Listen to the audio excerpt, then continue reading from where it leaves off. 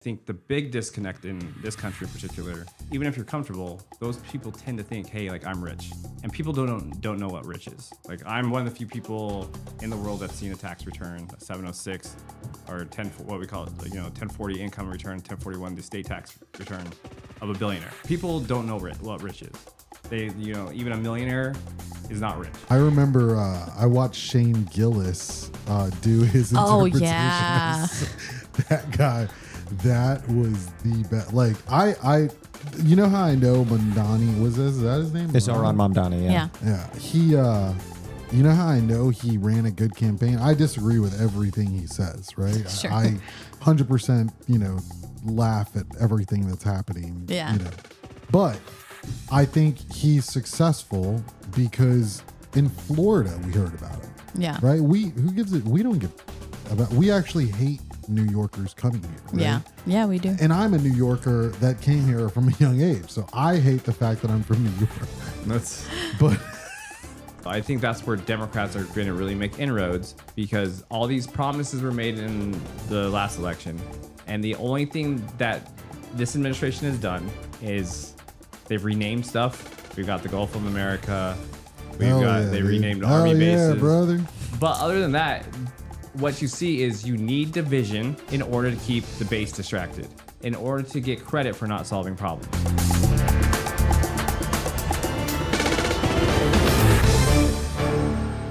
Hey, everybody. Welcome back to another episode of the Only Lawsuits podcast. We've been on a little bit of a hiatus. Every time we go on a hiatus, it's because the media company's busy, the firm is busy. But today, we have an incredible guest, right? Our boy, Earle Ford. Earle is gearing up for a congressional run against Miss Anna Paulina Luna in District 13, Pinellas County. Welcome, Earle. Thank you guys for having me. It's an honor and pleasure to be here. How do you feel? Among friends. Let's jump right into it. No, I'm just kidding.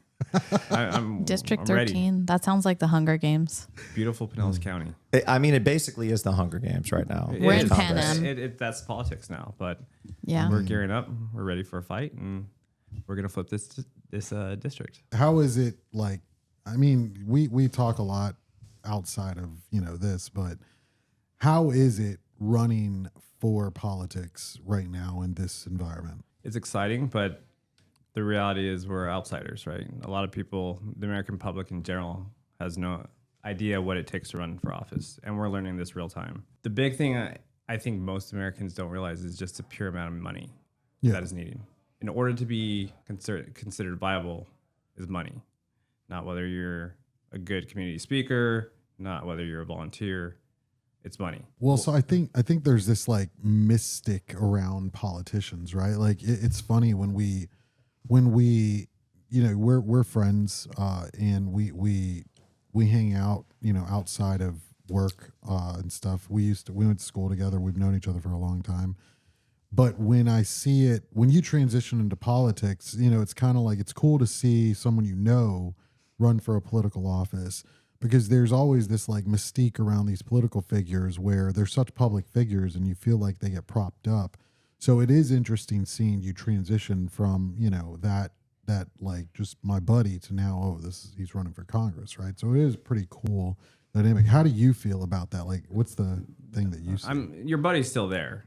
But the reality is you have to be much more cognizant of what you're saying, right? Yeah. Do you have to come out polished? Yeah, it helps. But you're also, during this process, you're learning a lot. Like coming from government, going into this, you're meeting a lot of people, you're learning about their issues, and you want to express empathy, compassion, and treat people with respect. And in doing so, I think it kind of changes the perception people have of you, because all of a sudden you have to take everything serious, right? When people are living with all the issues we're going through right now, they're concerned. So there's this mystique, I think, around politicians, because we're forced to operate in a world where people have serious issues, and your buddy, although he's still there, but my concerns are making sure people, when they go to sleep at night, they're not panicked about their electrical bills, and they're not worried about insurance. obviously there's a group of, like, we have a great team around us that's, and you build an image and you're kind of trying to build a brand. Running for politics, it almost makes you more, I don't want to say human, but it makes you communicate with people on a very basic level. Gotcha. You're doing this, you're focused on people's needs, not just their wants. This is needs, right? The economy stinks right now. Cost of living skyrocketing. You have, like in Pinellas in particular, huge segment of the population is fixed income. When you're fixed income, you can't afford, price increases, right? You're retired, you're not going to go back into it. So I think it's while we obviously try and come off polished, but I think what the mystique is we're trying to be serious and we're trying to communicate with the people like we care about and make sure we're listening to them and addressing those needs. Like, obviously, like, I know you, right? And there's going to be the voters of Pinellas County are getting to know you now. Obviously, there's other people that are out there running against you for this position, because you're running for the Democratic seat to run against Anna Paulina Luna, right? Mm-hmm. I like, one of the things that, as you know, I critique all politicians. I hate them. You know what I'm saying?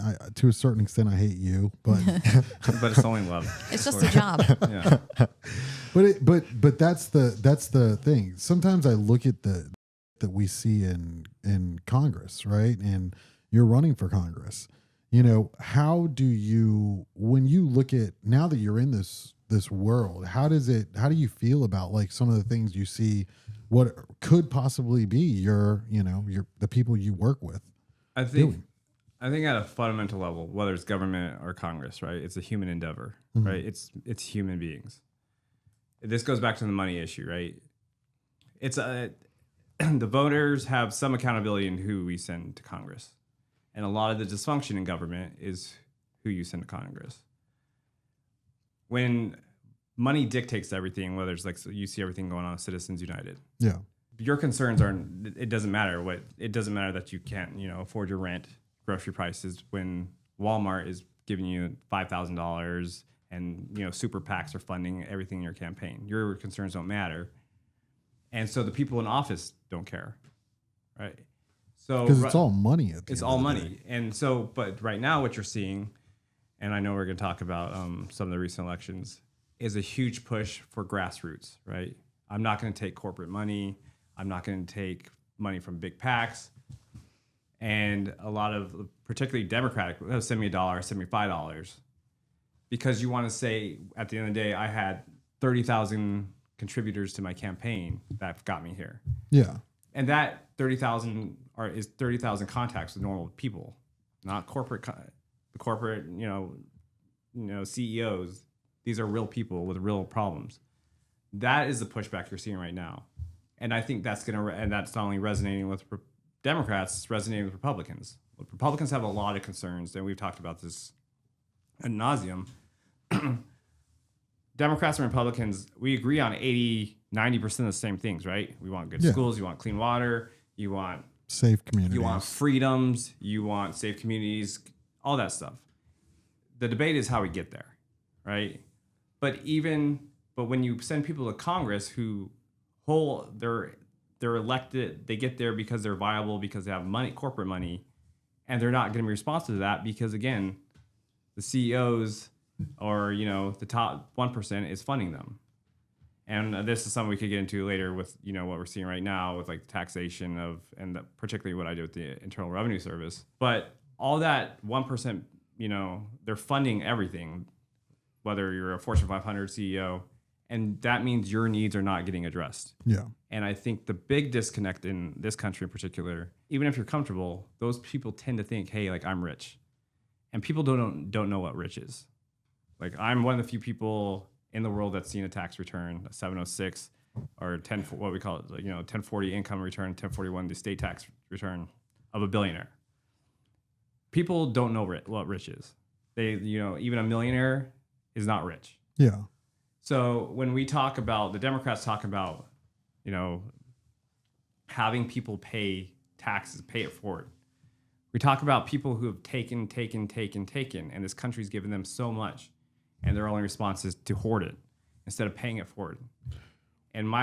So this all goes back to what you're talking about in Congress. These people will never work a hard day in their life. Right now, underneath your nose is the largest transfer of wealth in human history. Trust fund babies. There's a trust fund army. People will never have a hard day's work of their life. They'll never have to make a hard decision. Yet they will control the politics of this country because they're strictly the donor class going forward.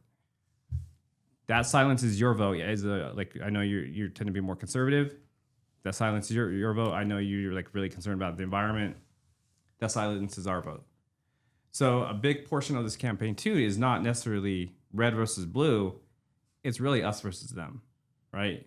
Yeah. But I mean, that's one of the big things that we always disagree on, right? So like all of us come from different economic backgrounds. Some of us, I believe all of us, for the most part, we come from families that started with next to nothing or immigrants to this country. And, I know, like, for instance, I think that's one of the things that you have to deal with the most when you're dealing with interacting with people and you discuss wealth and acquiring wealth and taking of wealth.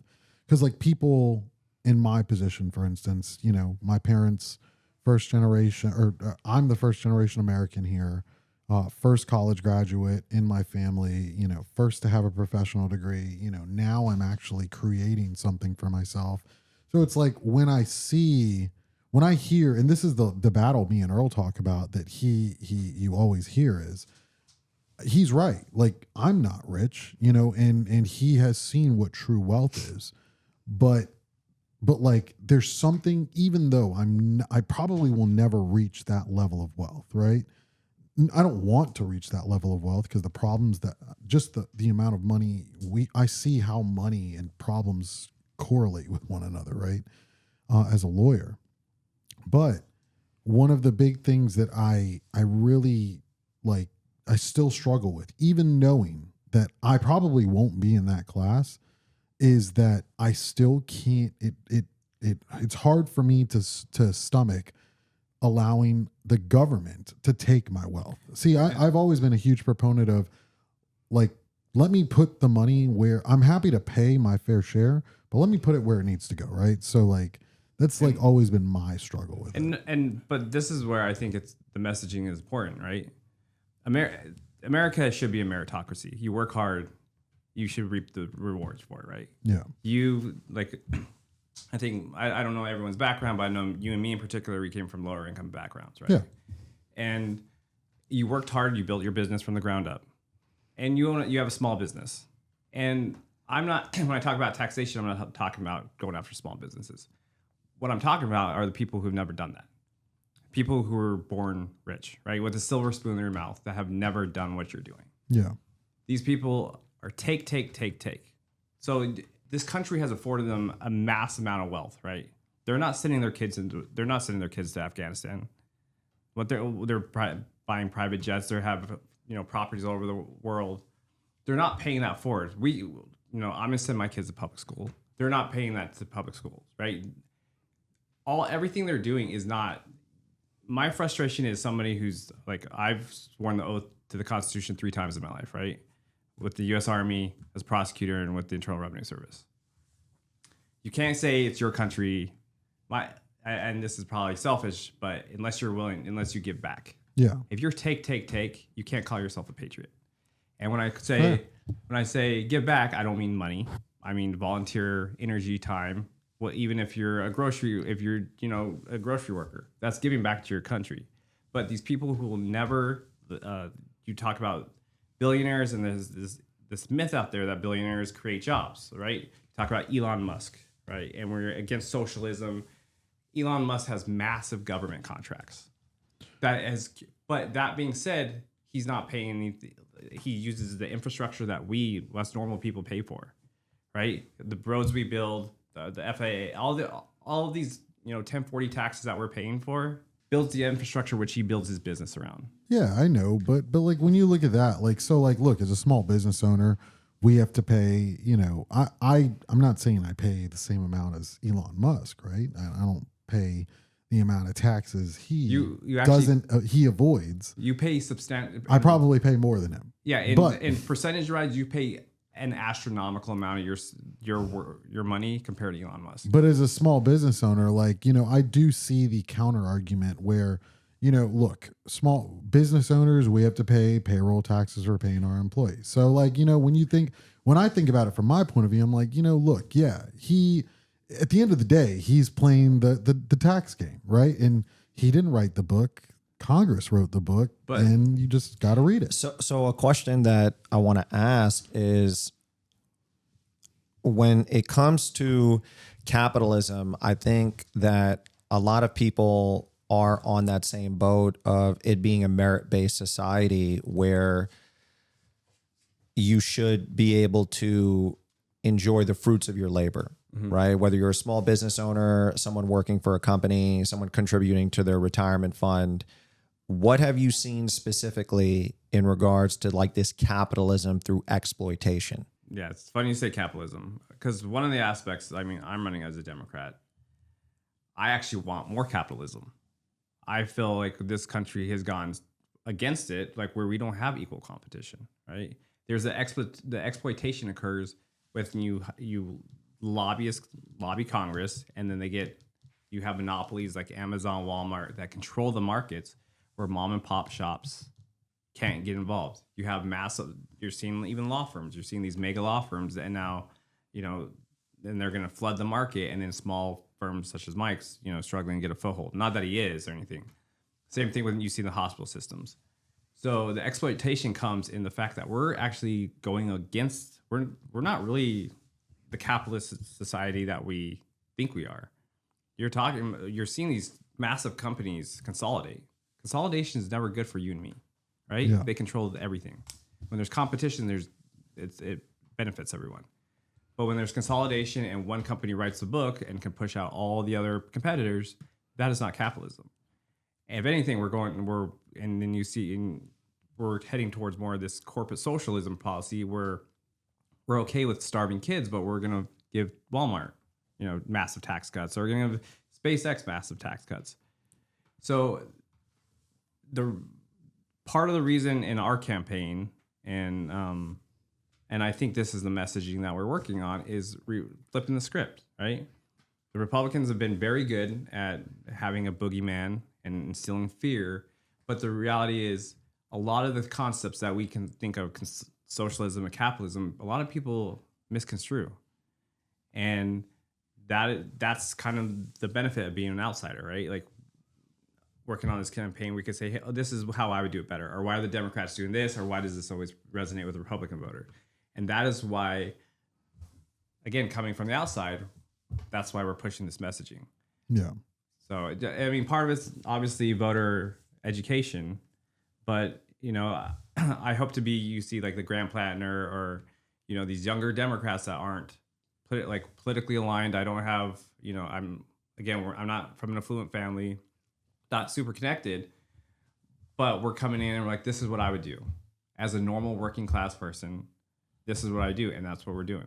Well, let's talk about, someone that kind of did what you're trying to do, I guess, in one of the most capitalistic states in the United States, actually, like the most capitalistic state in the United States. One of the economic engines of the U.S., New York City. Of the world. Mr. Zohran Mamdani. So Farah, I know you know about him because I sure as shit don't. So what I think appealed to a lot of people is also his background, not just his political affiliations, because I feel like he appealed to a lot of people because, as much as America's a melting pot, New York is its own melting pot within that. So, he's of... Just that way. Sorry, keep going. It was an inside job. Anyway, so All right, you're gonna have to. Leave that one. There's gonna be more. Just because he has a very diverse background, he has family affiliations from Uganda, India. He's Muslim, but he's not necessarily like a very, very conservative Muslim, so he appeals to a lot of like the liberals as well. And I feel like just the population of New York just resonated with him more so than Cuomo. And I don't think the beret guy was even a consideration. So Or Silva. Yeah. I Curtis can't even Silva. remember his name. I just remember in all of the pictures where they were showing what the percentages were across the board. I'm just like, this guy. Why is this guy wearing a red beret? I remember I watched Shane Gillis do his Oh, interpretation. yeah. That guy, that was the best. Like I you know how I know Mamdani was this? Is that his name? It's Zohran Mamdani. Yeah. Yeah. He you know how I know he ran a good campaign? I disagree with everything he says, right? Sure. I 100%, laugh at everything that's happening, Yeah.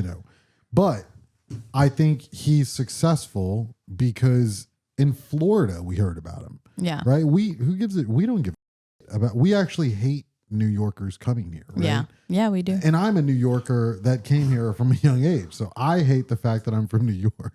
That's But the fact that we heard about his political stance in Florida showed me he did a good job with his political campaign. Right? So I think it's a function of two things. One, he was shaking up the establishment, right? You have the traditional. He was a democratic socialist. Yeah, I mean, formally. you have I mean, I don't want to say you have a schism within the Democratic Party, but there's definitely like the corporate Democrats, and you have the more grassroots Democrat. That was the somewhat schism in the party, and that's what I think kind of split the Cuomo Mamdani situation. So I feel like when you said that, in my head, I'm thinking like, if you look at like the Democratic family nucleus, right? You have the parents where you have like the older white people, right? Yeah. And then you have like the emo kids. And I feel like, they're kids that are emo, that are rebelling. That's what like the socialist Democrats are. No, but I Hate you, Mom. maybe, I don't know. I think to a certain extent it stems more than political affiliation, because it just shows that our generation is tired of handing off like the government or handing off like the power to these older people who have no idea what, even though I think Mamdani is very young, like I think he's only like 33, 34. He's 34. Yeah, He's exactly. 34 years He is old, very yeah. young, and he would never be able to run for president because he wasn't born here. But I think it still speaks to like what a lot of us criticized about the U.S. election, which is we have these two like 80-year-olds that were our options, and the majority of the population is not what's being catered to anymore. Well, I think Mamdani broke through too because he made capitalistic exploitation a national conversation. Being in New York City, being someone from New York City, speaking from myself, and having lived there for many years, like through my adult life. The one thing that you constantly noticed was that the city was becoming more and more expensive. It was harder and harder to catch a break financially, even as like a young entrepreneur out there. And, I do agree with Mike. There are a lot of policies that he stands on that it's not that I necessarily disagree with all of them. I just think that They're not you can't make them. Well, it's hard to make it. The thing is like there's kind of this. There's the perspective of as good as they sound, they've never been done before. So how do you implement them? So to have like this large conversation around being there for the people, having free bus routes, having government grocery stores, having subsidized housing. Okay, that sounds good in theory, but how do you implement that? So like for Earle specifically, when you look at Mamdani's messaging and you look at the types of things that he was discussing that resonated with voters, like this very populist message, what resonated with you positively, and what do you think will be harder to implement as a mayor of New York City? Interesting you said Mamdani, because the other two other things that jump out at me is Andy Beshear. He's the governor of Kentucky, and then you also have Abigail Spanberger, who's recently elected governor. Mamdani is a reflection of the voter base, right? Yeah. And I think that's an important lesson to learn. Is we're in Florida, right? Yeah. We have In New York, they want free shit. Yeah, no. In New York, they want taxes to be equitable. And I think that's an important. When you pay taxes, you want to see them being used and you want to see the benefit from them. Generally speaking, people are okay if they believe taxes are equitable. They can see them being used. They're repairing the potholes. Mamdani ran on 2 issues, and there are 2 issues that matter to people: free, like transportation, childcare. And we sit here and say, free childcare, socialism. When we give Walmart $3 billion in subsidies or ExxonMobil, it's not socialism. But if I'm trying to take care of a normal working class family, that is one of the highest costs of people here too, daycare for young families like his mine. I'm dealing with it right now. So Mamdani won because he is addressing the issues. There's no cultural boogeyman that the Republicans can throw, because when they throw, he's anti-Semitic, they're throwing all these boogeymen at it, and there's no really basis for it, but they're running with that. And all Mamdani said is, I'm going to solve issues. And that's why it didn't work. Yeah. Same thing with Spamberger. She went around every district. She took a notebook and she talked to Republican voters. What are your concerns? What are your issues? And they're like, the Florida politicians, you're going to talk about all the scary stuff, that people don't like and Democrats sometimes get caught up on, but we're going to address your issues. When you go to sleep at night, what are your concerns at night? Because when you're on your phone, oh no, like trans people who are 0.1% of the population, right? Yeah. But when you go to bed at night, you're not worried about that. If you're a Republican voter, you're worried about your bills and that's what Democrats. Michael Singh. Yeah, and that's. But that's how Democrats are making progress. Mike. Well, no, when he said when you go to bed at night, you're not worried about trans people, immediately in my head, I'm like, well, what if there is a trans under my bed? No, I'm just kidding. I don't know what you're doing in your free time, man. but I don't know, man. Fucking when people say things, like all of a sudden things pop into my head, and I'm just So like, now you put it in his head. Yeah. And now he's going to have nightmares to about go it. to bed. No, at night he's and not. worry Intrusive about thoughts. it. Intrusive no, thoughts. but I think that's important, though. I think that's where Democrats are going to really make inroads, because all these promises were made in the last election, and the only thing that this administration has done is they've renamed stuff. We've got the Gulf of America. They renamed Army bases. Yeah, brother. But other than that, what you see is you need division in order to keep the base distracted, in order to get credit for not solving problems. Have any of these problems been solved? And I mean, no, but you need, that's the thing is, and that's the messaging that we're taking, the stance we're taking this campaign. I thought groceries were going to be cheaper. I thought gas was going to be cheaper. gas is cheaper. How much cheaper is it Hey, really? listen, I have a boat, and ethanol free is at least $1 cheaper now. But so, here, That is. just saying. but I'm just saying, if you're a Republican, right? If you're a Republican, you're anti-tax. Right now, this administration is the most pro-tax administration we've seen. Because they're putting the tariffs, Which are a regressive tax that unfairly targets lower income people. So, But here's the difference. And where's the transparency that they promised? Here's the difference. I mean, we voted this guy in. He's probably going to get voted out in another 4 years. You say we. We did. It But- wasn't. but this is, We know who you filled but it's out on the ballot important. box. I know it's 4 years, but this is the part though too. This is the cool thing about running for office, right? Is you're talking to people. Not everyone has 4 years, and we're seeing it already in farm. Well, granted, Pinellas is not a farm community, but you're seeing farmers already declaring bankruptcy. We already know a lot of small businesses, because they depend on stuff coming over from China, that are decimated. Like, so local, like drop shipping, people that do Amazon, they're getting hammered. So people, that's the problem. People don't have 4 years, and people, again, like I mentioned, fixed income, they don't have 4 years either. So what you need is representatives to do their job, to represent those people. And what you see all across the country, especially in Republican districts, they're not going to town halls, especially Luna. Like, Luna's not doing a town hall because they're scared to meet the actual voters of those people. But what you see on social media is them push this idea, and now it's getting to the point where Republicans are so comfortable, they almost don't respect their own voters, because they become so comfortable lying to them and continue. Even if you go on Truth Social, you'll see Trump supporters, why is he gaslighting us? Yeah. Literally said, Trump supporters, diehard, why is he gaslighting us? I supported this president last 3 times.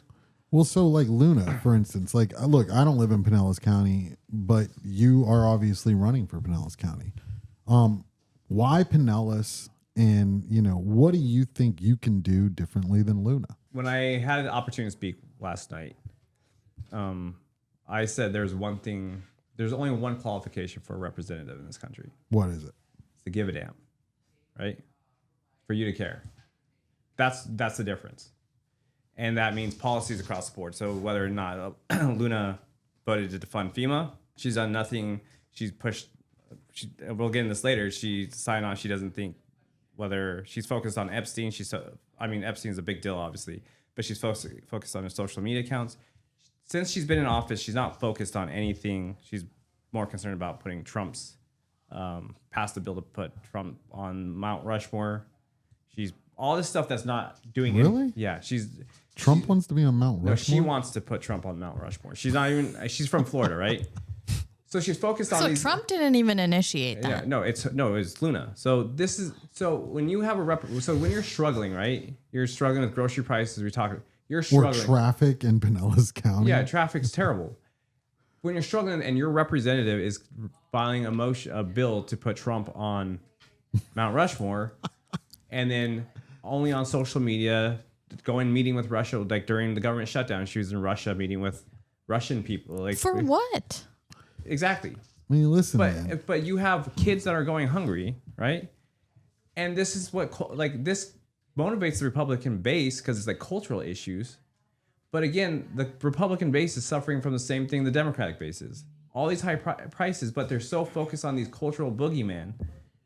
And that's what the difference is. And I think that's where we're going to flip this district, and that's where we're going to make all this inroads. Because I could go to the Republican and say I have a body of work in the public sector, like public service, right?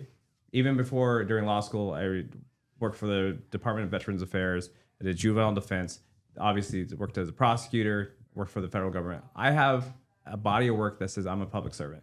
I care about you. And that's a continuation of what's gonna go on. When you announced to run, and I've shadowed you a few times, you interacted with some very, very conservative-leaning voters that first go around. And even through those conversations that you had with them, as challenging as the intro was when they found out that you were running as a Democrat, a lot of the issues that they were discussing are the same issues that Democratic voters discuss, which is their fears on the economy, their fears of like rising costs. So we see that Anna Paulina Luna, she struggled to represent the voters' ideals in regards to leveling with them on the issues that are more meaningful for them, right? So what are some of like the initial things that you want to focus on when you get elected to Congress? We're not being that negative. We're optimistic. Manifest. Yeah, Josh. I think the first time I met Josh, he said that. Him and Truman. So, and I also said if. Yeah. The biggest thing is stability right now, right? You need stability. Economically, people need to know what's coming. So again, I mentioned fixed income, people with rent, mortgages, insurance, interest rates, all these things. People need some sense of stability because things right now are just creeping up. It's not stopping. Yeah. So that's primarily that's the driver, right? So what's the first thing you could do? Go after Trump's tariffs. I don't know if the Supreme Court's gonna overturn that, but that alone, that will give business some sort of relief. What you're seeing also, small businesses, the labor market, you see ICE, even in other parts of the country where ICE is and people are legal. I mean, even U.S. citizens are scared to go to Mexican restaurants for fear of getting picked up, right? So obviously check that back in, and then also tourism. I know a lot of people, like even Florida, Florida is saying, oh, we're booming with tourism. A lot of these communities, even in Pinellas, are seeing a massive drop off in tourism. We're here, like they're not coming. They're pissed. I'm a dual citizen from Canada, so you're lying because I'm here. I don't think you're a dual citizen. I am. No, you aren't. I am. Yeah. No. I listen. I was born here. Don't deport me, please. But I'm saying you might not go to a Mexican restaurant because we might not see you again for at least a I few mean, months. I'm hoping they take me away. I'll be honest. I won't have to come back to work for a while. Blame it on. You won't be able to have your guns. I think my Yeah, that's issue. true. I am scared now. Now Yeah. I'm staying home. I think my issue with the current administration is like, look, as somebody that leans conservative and believes that the power is like, within us, right? Yeah. Like, I don't want the government to constantly be in my face telling us what to do. But I think that distrust has come from what you were mentioning earlier, which is that there have been like these policies in place and like these taxes that we pay, and it's not going toward the right things. Yeah, right? I feel like that's one of my biggest gripes is how our tax money spent, right? Like, one of the things we learn in law school is like taxpayers don't have standing to sue the government for how they use your money, right? But that doesn't, like, to me, if somehow, some way we could open that up, like, that would be great. Because just accountability for how my money's spent. Because I feel like personally, and Earl, you can comment on this. You now seen what politicians do with money. It's a big concern, because one of the things we saw from like Kamala Harris's campaign, right? One of the big things people joked about during Kamala Harris's campaign is when they had like Megan Thee Stallion, like doing that performance with the star. Yeah. And everyone's like, yeah, this is really what the voters want. It was dumb, like that's a waste of money. And that's what I feel like politicians are good at, wasting money. No, I don't. I think it goes back to, again, the type of politician, right? Yeah. To your point about that's campaign fundraising. So I want to say the purpose of campaign fundraising is to fundraise in order to, before election, educate the voters and hope. Will So you that's hire Megan Thee Stallion to sing that? No, I will sing? not. Okay. Okay, that being said, and there's a huge difference between government, right? So again, it's the kind of people you want in government. And When you get elected in the government, if you get elected to government, will you hire Megan Thee Stallion to sing that song? I would not. Okay, thank you. And A different song. No, absolutely not.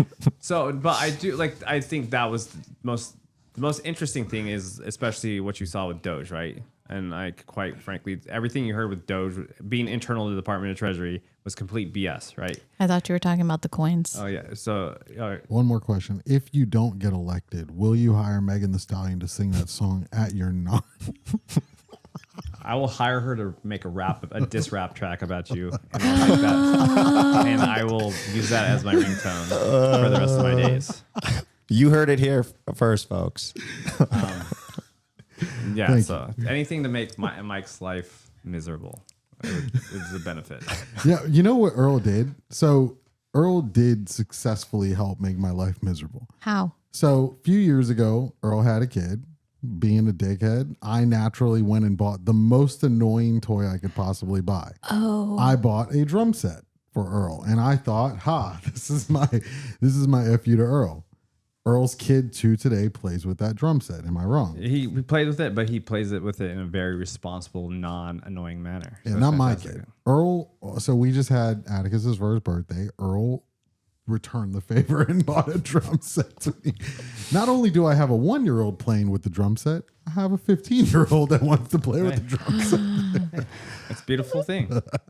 I'm glad they're getting some work Oh, out. I assume Caden is less respectful when Oh playing yeah, it. it's just totally. Probably walking through the house. But yeah, I mean, look, like at the end of the day, we should jump into something more comical. What was something else we were talking about earlier? Oh yeah, comical, man. The Epstein Files. I mean, it wasn't going. Hey, they did, Josh. I think they listened to you though. They voted to release the files.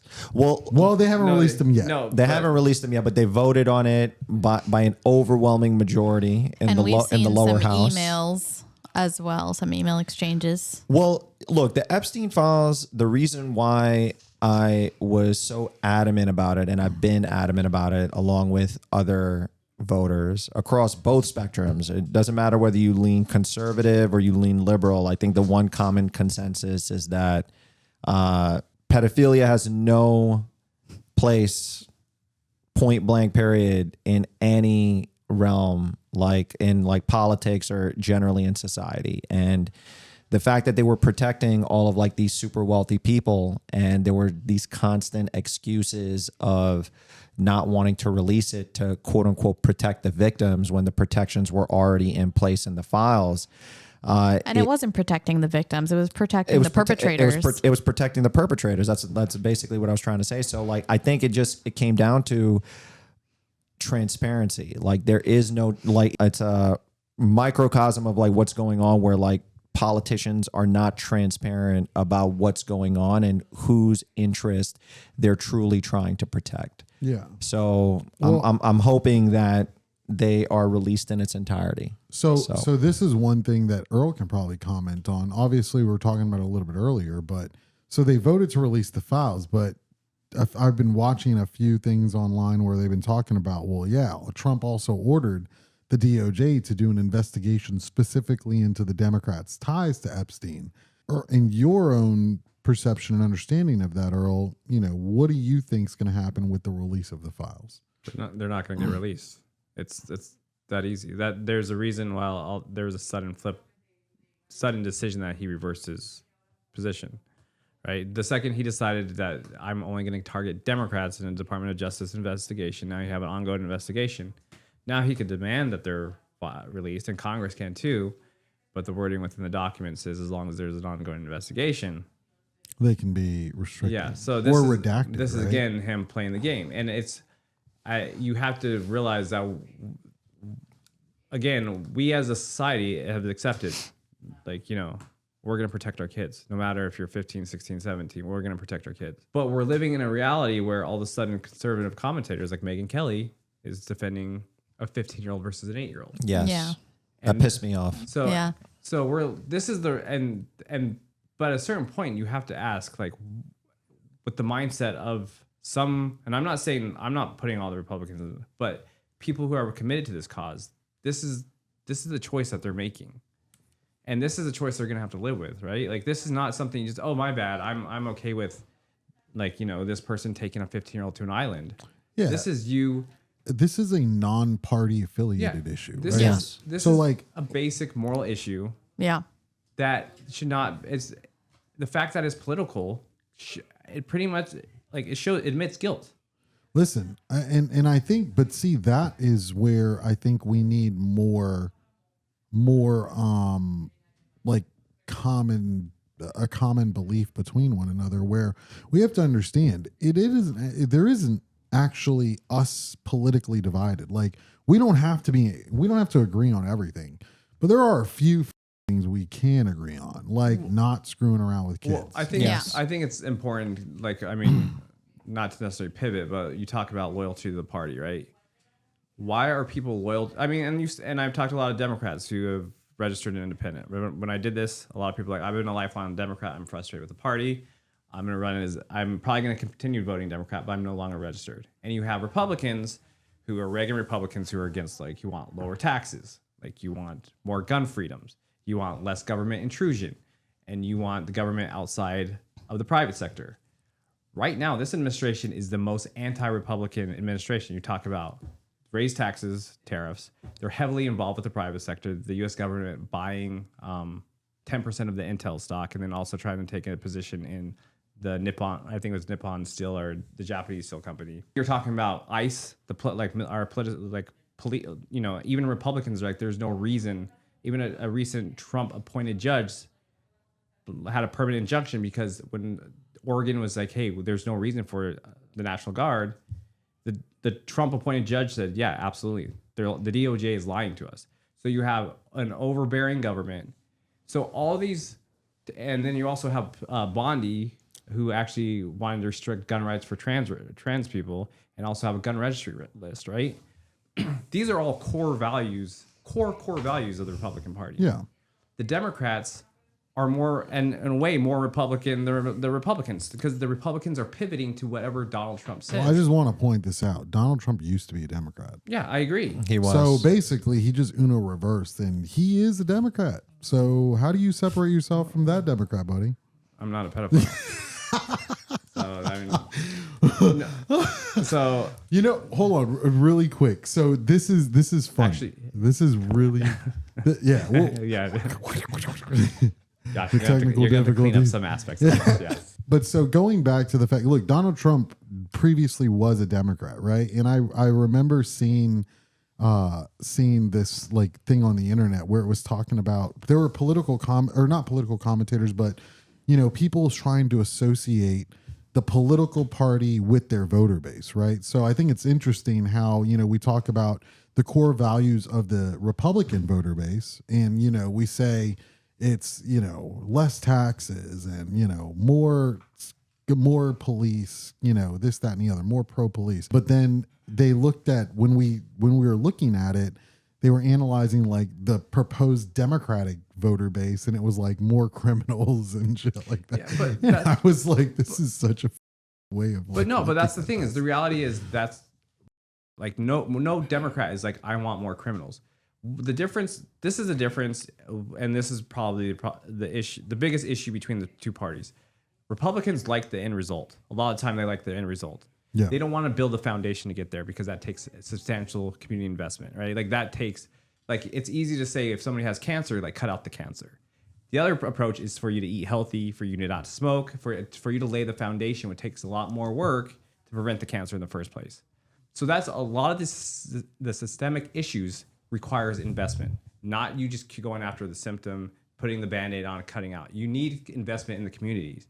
And you don't get there by just if you have a crime problem, the Republican solution is more money for cops, more money for cops, more money for cops.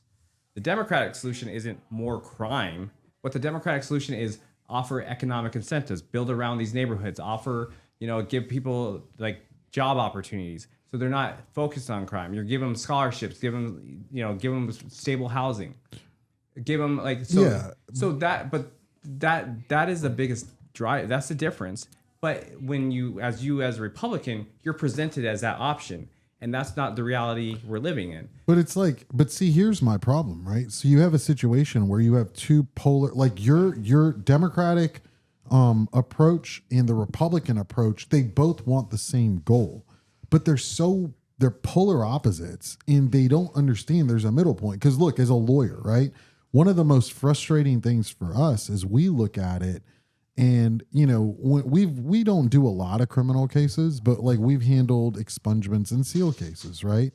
And it's one of those things where I think like when I look at it, people come to us and they try to get their record expunged or sealed for like stupid shit they did years ago when they were young. Mm-hmm. And it's things that they've totally changed. But the problem is that there's no way to rehabilitate yourself in the eyes of your criminal record. So I think it's crazy that, look, there's lawyers and there's people out there that have committed severe crimes and that have killed people and have qualified to become lawyers to protect the law. But citizens, regular U.S. citizens that, went out on a Friday night, got drunk, got into an accident or did something stupid that may not drink or have totally changed their lives, they can't rehabilitate their character. I see, that's where I think politicians need to like come to reality and realize, listen, there's common sense solutions to some of these goals. Maybe it's not give more money to the cops. Maybe it's not build community centers. Maybe it's enact a law that says these people, after a certain amount of time, they meet a certain threshold, this shit goes away. But I also think, I think you need investment, right? Like you need to look at people as investments. Like you can't say like people are a drain on society. At the end of the day, if you invest in people, right, and you're like, if you want, your country not being, they're gonna be tax-paying citizens down the road. If they have a good, stable job, they're gonna contribute to the economy. And the other thing is, as long as we're investing in even these poor communities, like in the public school system, you're going to get like other, you might get a few Einsteins out of it too. So there's benefit for the entire country for us investing in lower income areas where, they previously, like, we're just going to put cops there. Education is not like, it's not like a core focus of our campaign, but one of my beliefs is like education is a national security issue, right? If this country wants to go forward, you can't just throw money at Google and defense contractors, Boeing, Lockheed, you need to invest in our kids, right? Education is the only way we're going to ever compete with China, with all the other, Russia. In order to get these new technologies that we had for years, we have to invest in our own. And that's going to set us up for a future where we're not going to have these communities in these communities that have historically not been invested in, and you have high crime rates. All of a sudden we're going to flip that because they're going to have stable housing, they have stable income, but also these people are going to give back to the country, whether through advancements in technology, going to great colleges, coming up with solutions that the country needs going forward. We can't look at constantly be fighting the symptom, right? You need to invest in people. And instead of looking at people as the enemy or hating each other, because we're a country, right? Yeah. You can't say you love your country when you hate all the people in it. You need to invest in people. And when you invest in people, you get the best out of them. And that's what it comes down to. And a big core focus of our campaign, again, is treating people with decency, respect, compassion, empathy. And if you focus on that, people whether you're Republican or Democrat, people are going to be better off. Yeah. So I think everything comes back to those three, just treating people with respect, but also investing in them and making them feel like, if, we have a lot of veterans, we have a lot of people who volunteer, spend their time in the community, and making them feel like they did something good. And that's what we're going to try and do. And I think that's how we're going to flip this district. That was a great breakdown, my man. Maybe flip. Well, we can always rely on Mike to be bluntly honest. Look, it's going to be a tough race. It's going to be a tough race. It's a tough race. And, I jokingly, like to fuck with Earle as much as possible.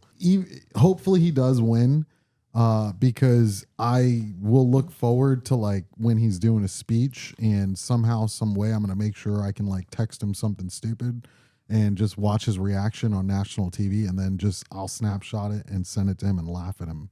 That's the type that I do. I'm gonna true friend. That's a true friend.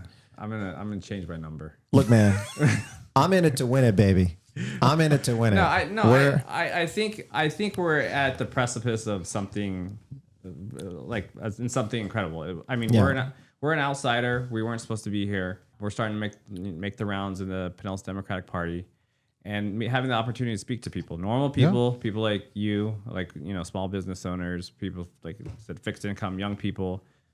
And like you said, we all have concerns, but the way we do this is by focusing on local issues. And that's what we're going to do. And I think Democrats, as long as you're not trying to get Trump on Mount Rushmore, I think you can, gain some support here, buddy. I'll be honest. I think we're in for a surprise. I really do. I think there's a lot of strong candidates. I think a lot of Democrats in my position are have the same mindset. And I also want to be clear too. One of the interesting things that I had a discussion. I think we're going to get better Republicans out of this, because I think all of a sudden you're going to have Republicans, traditional Republicans, and I obviously I'm a Democrat, but I do believe in balance. You're going to have Republicans realize that MAGA, this me, is not the way forward, right? It's us taking care of each other, but Republicans do it in their own way. Democrats want to do it their own way. You're going to get Republicans out of this that want to focus on the issues again. And that is, I think, where you're going to see a benefit coming down, where this MAGA is going to fade away. You see it with Marjorie Taylor Greene, all of a sudden is really focused on the issues, and all of a sudden, well, look, at the end of the day, I know we've discussed this, Josh and I have discussed this. One of the things that I studied political science and at UCF. I don't like politics. I don't really, I'm not gun ho about this shit, but I do watch everything. And one of the things that I like to sit back and watch things play out. One of the things that I knew was going to happen is, listen, I knew Trump was going to win this election. Why? Because that's the way the pendulum is swinging, right? And at the end of the day, there's so much. It started. If you look back from Clinton to Bush to Obama to Trump to Biden to Trump, it's always a swing, right? So we went from that that back and forth from old white guys to we went to a super progressive, black president Obama, right? And Josh and I, we even like supported that because what he was saying at the time was what we wanted the community to shift to, right? Yeah. We swung, and for the most part, Obama swung exactly the way it needed to go. But I do think on his second term, he swung a little bit too far to the left. So then what happens? It swang right back to the right. And the only weird thing is, I think we went a little bit further right than we ever thought it would be. Yeah. Yeah. But it was because we went from that, we didn't go to that traditional Democrat. We went to a more extreme Democrat. So what happened? It swung more extreme Republican, and the more extreme Republican was Trump, right? So from there, it went back to another extreme where we're focused on, all these issues that Biden focused on that weren't really like things. And we ended up in this weird area. Now we're swinging. So ultimately, I'm hoping that it dies down and we stop getting these drastic swings and we get back to the core of, focus on no guns, this, that, so on, and not no guns, but focus on, these are the rights that we need to focus on, protect people's due process rights, protect people's rights to marriage, so on and so forth. Second Amendment rights, I don't think they should be touched, but look, we're getting a lot of good case law and that sort of thing. So it's one of those things where I think you're right. We've went to such extremes. You're starting to see good candidates pop out that are down the middle again. And I think we're Thank seeing goodness. the craziness. Yeah. It's starting to draw us toward those people. The only thing, my only hesitancy is there is a substantial push right? There's my hesitancy, not hesitancy, we're going to get back. But one thing is the media, right? We're living in a reality where it's become normalized. There's two different facts. Like, we're not even agreeing on like the sky's blue. And this is what I kind of talked about earlier, where we have the quote unquote mainstream media. Well, the mainstream, like Fox News is the largest, cable news company in the world. That is the mainstream media. They're sane-washing everything. No matter how crazy what Trump does, they sane-wash it. And the fact that we're not agreeing, in order for us to make rational decisions, come back to center, we have to agree on the basic facts. Whether or not having relations with a 15-year-old girl, we should agree on the fact that that is morally incomprehensible. It's morally repugnant. It's disgusting. But we're living in a world where that is okay. I mean, they're trying to justify. They're trying to justify. And this is not hyperbole. The fact that if I told you 3 years ago we were having this conversation, you'd be like, "There's no way," right? There's absolutely. It's the machine. I mean, no, as long as Trump's been president or even running and trying to campaign in politics, he's emboldened a lot of that type of, talk. It all started with the grab him by the, like that. Meow. That that shit was wild. I'm gonna put that in. No, but that's literally the way you get back to center, right? You need to normalize what was normal. Oh, I was gonna say, if that's grab him by the Meow. is how we get back to the center. Well, I don't know. I don't think that's how we get back to the center. It's legitimately the center. Wow. But the other thing too, I'll tell you that's a little alarming though too, from the government's perspective. And this is just me being internal to the Department of Treasury, not National Institute of Health, not Department of Transportation, not Department of Energy, CIA, NSA, all of these agencies were at some point were the epitome of federal agencies across the world, right? We had them like the most advanced, heads of their field, the CDC, the best scientists across the board. All these federal agencies were like world-renowned institutions. Yeah. They were hanging on by a thread. And the federal workforce, these are true patriots. These are people who are committed to the country. And this administration has set this country back. And this is something that Republicans agree on, generations. With research, with our national security, you saw today or yesterday that Trump is letting Saudi Arabia have the F-35, the most advanced fighter jets, where our intelligence agencies are concerned that China is going to get access to our F-35 information. Trump allowed this. So you're talking, while the pendulum is going to swing back, we have to rebuild. Like it may not feel like it, but we're gonna be rebuilding for a while. And it's up to Republicans to say like, hey, like let's rebuild together, not push back to try and rebuild what we have. But it's I was also- actually pretty shocked when I read that yesterday too, before you get into that, where like we were giving them access to that type of technology and rolling out the red carpet for them at the White House. And this goes back to everything we talked about. Like our kids, our college students are coming in with these technologies. That's what the way it should be. And it should stay here.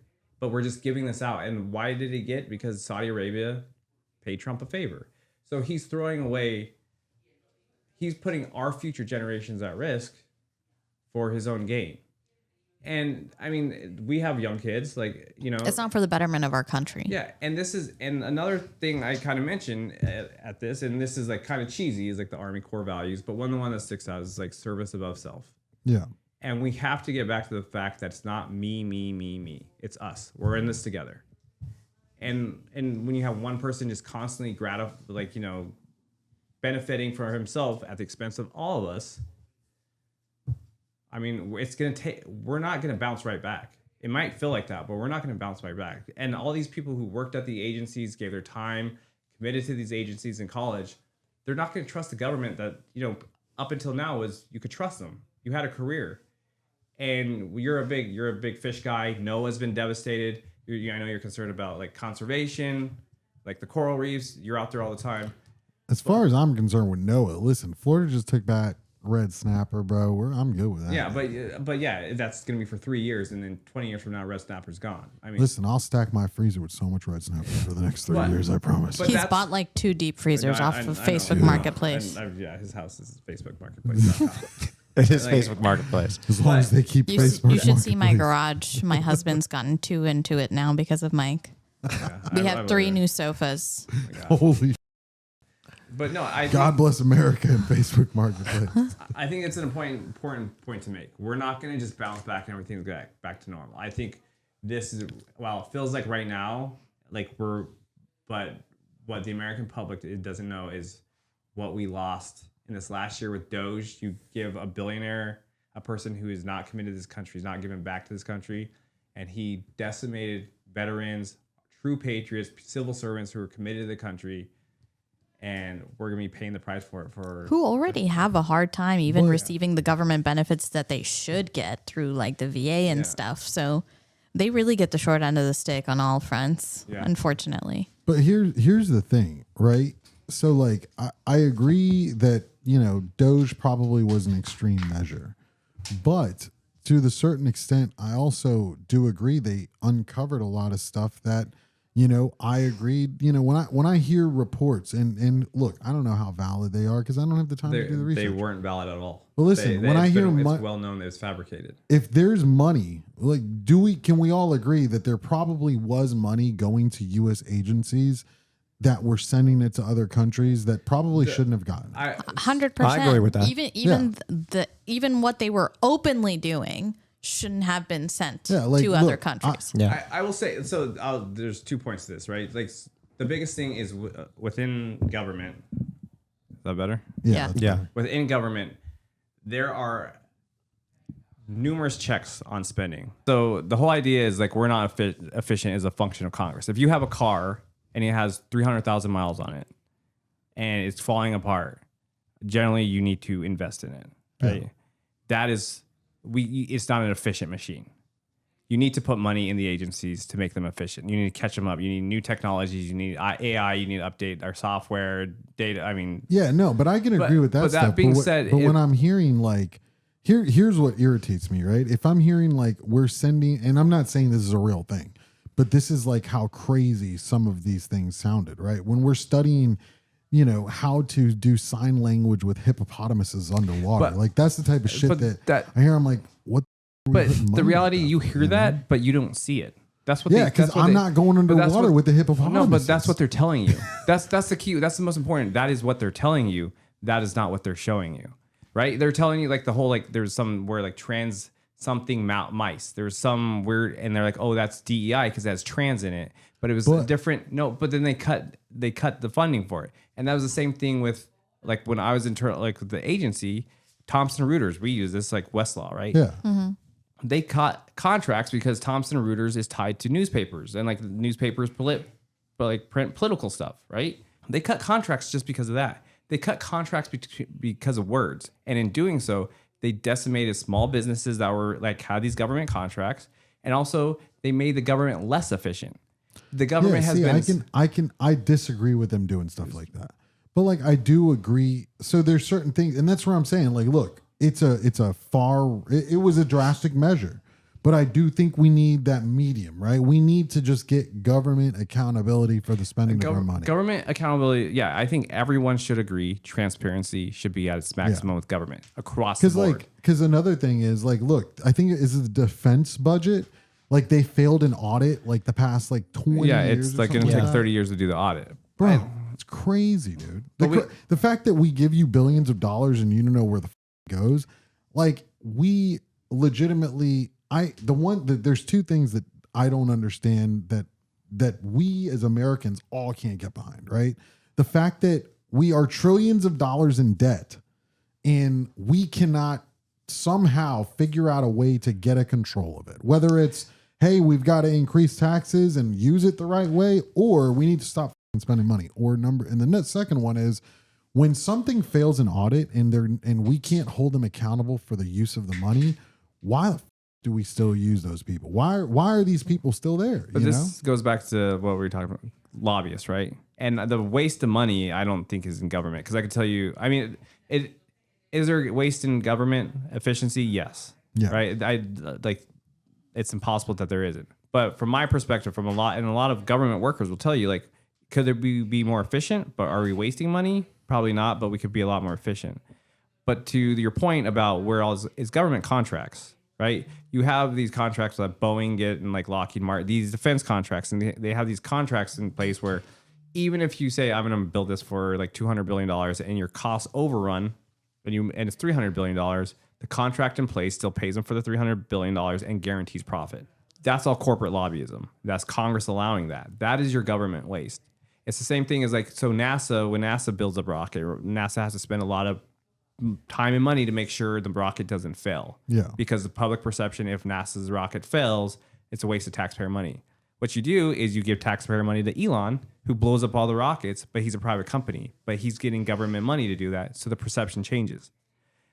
So government is in a position to constantly, like, it's criticized, but government is a function of what we make it. And ultimately, when you elect officials who are responsible and, you know, willing to listen and not tied to the corporate lobbyists, whether Republican or Democrat, you're going to get a more efficient government. And the whole idea that government is not effective. I mean, government got us to the moon in the 60s. So, right. I mean, government, I mean, okay, that sends me to the moon. I hate it. We went Does to it though? yeah. Like it was You out. might be the first. I mean, but that, I mean, we're at a point though. We're at a point though, like where that's like the one thing that you could say that drives you up the wall. What about flat earthers? Oh, that's pretty bad. Well, flat earthers, I just won't listen to. I don't want. Well, there their goes those votes. Yeah. No, but it's one of those things. Like you had people in office, and you had engineers. The same thing we're seeing at a corporate level, right? Like you see Boeing when they replace the CEOs with MBAs, you have these failures. When you get rid of, like, same thing with hospitals. You got rid of the doctors running the hospital, patient care tanks, and then hospitals only focus on profit rather than care. So it goes back, and that's the same thing with government. You need people who care and that are not tied to these corporations, who are going to throw your taxpayers' money away. And who are actually qualified and who know about how to run government. But here's the thing. Not learning how a bill becomes a law as you're the president of the United States. But here's one of the problems, right? So if you give someone a job, basically indefinitely, because we all know the statistics of, you know, running as an incumbent, so on and so forth, right? If you give someone a job like Nancy Pelosi, for instance, she's been in politics for what, 30 years? Probably plus? longer. Yeah, she literally chose to not seek re-election after she's made millions and billions of dollars in the stock market. And, most likely there's going to be some laws that restrict trading. Oh, you know what? I'm out. Deuces, right? This is the problem, right? I think there's certain things in order to get people that care, that people that are passionate like you, we need to get rid of the term limit. We need to put term limits in place for certain positions like Congress. Because look, representatives, the House of Representatives. I mean, I think there should be term limits for SCOTUS too. Yeah. No. Yes. No. You're crazy, dude.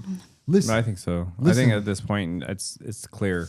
Y'all are all crazy. You No, want to keep Thomas on the bench? Yeah. Listen. Thomas was the first name that I was thinking of. Listen, you don't want to know Man why? should not be there. You want to know why I think the Supreme Court is the only branch that shouldn't be limited by terms?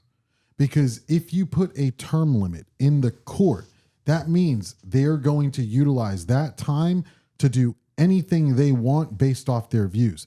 If they're stuck with a lifetime commitment for their rulings, guess what? They're more likely to make rulings that are sound and just, that will impact people over the long period of time. Not just consistent what they want and with the party affiliation that brought them in. But that's what I'm saying. Sound and just over time. Because listen, they're not going to flip flop on issues as much as they would had there been term. But they're overturning so many things that were already in place. And Clarence Thomas is out here accepting gifts from multi-billionaire friends, to put in perspective, traveling the world. Yeah, I as a federal employee am banned from anything over $10.